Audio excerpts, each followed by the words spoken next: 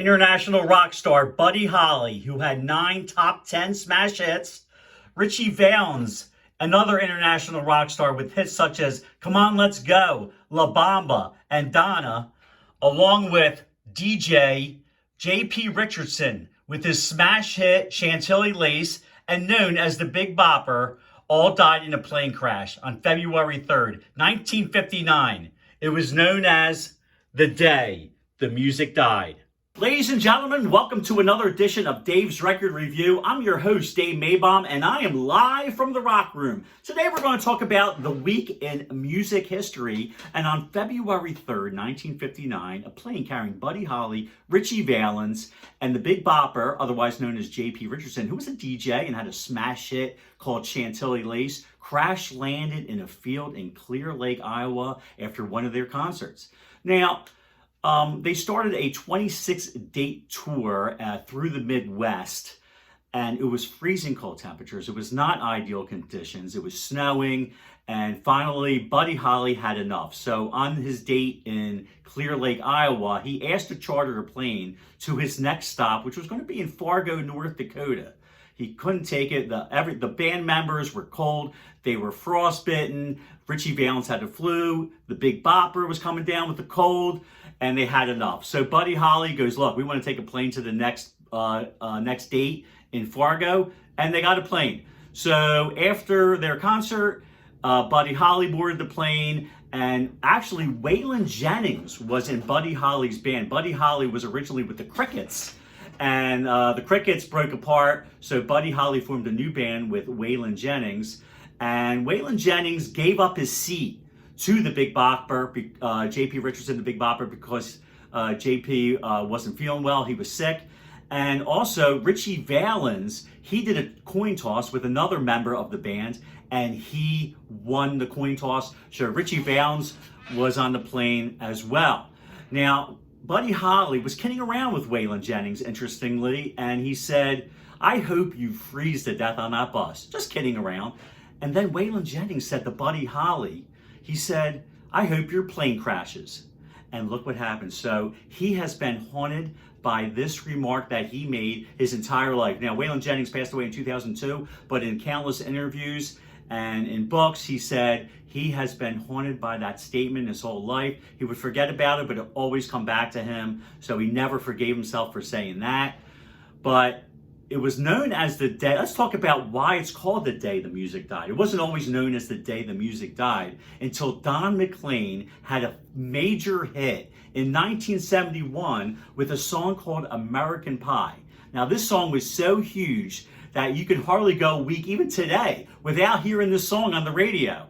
I don't know if you remember. I don't know if some of you don't know it. It's called Bye Bye American Pie. And he talks about the day the music died. So ever since he had this hit, Don McLean with American Pie, it's always been known, this date, February 3rd, 1959, as the day the music died. Now, Buddy Holly, let's talk about all three. Now, Buddy Holly had 9 top 10 smash hits.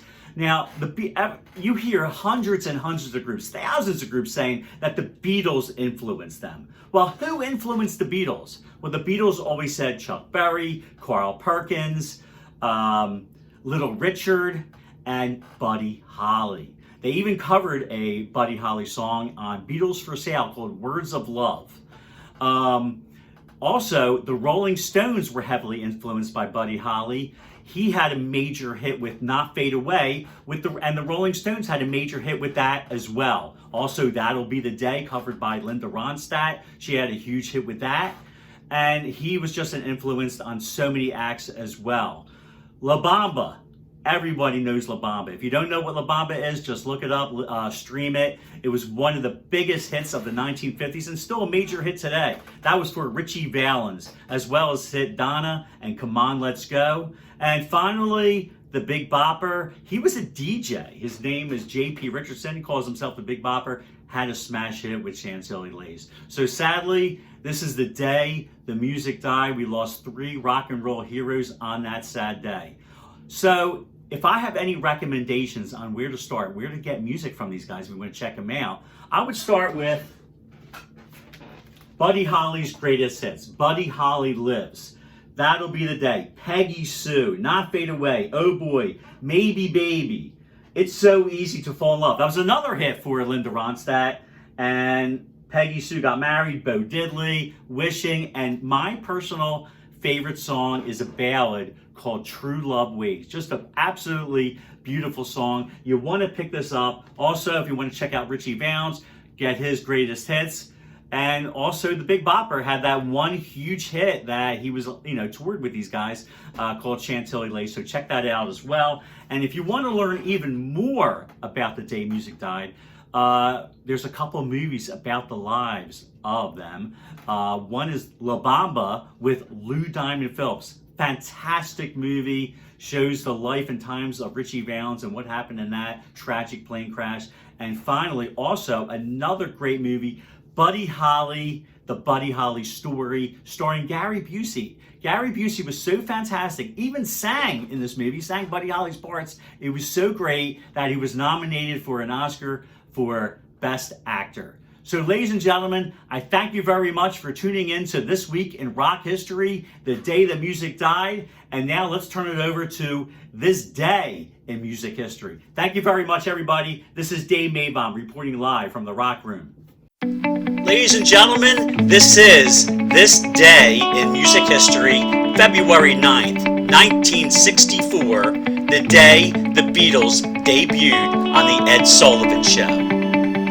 Hello everybody and welcome to This Day in Rock History. Today is February 9th, 2020, but in February 9th, 1964, the Beatles debuted on the Ed Sullivan Show, singing such as I Want to Hold Your Hand, She Loves You, This Boy, and a couple other songs. I'm not really sure what the couple other songs were, so if you want to write in or comment, just let me know what those other two songs were. But in the meantime, they were playing to screaming fans. There was actually 73 million viewers tuning in to the Ed Sullivan Show on the night of February 9th, the biggest, largest viewing audience of all time up to that point.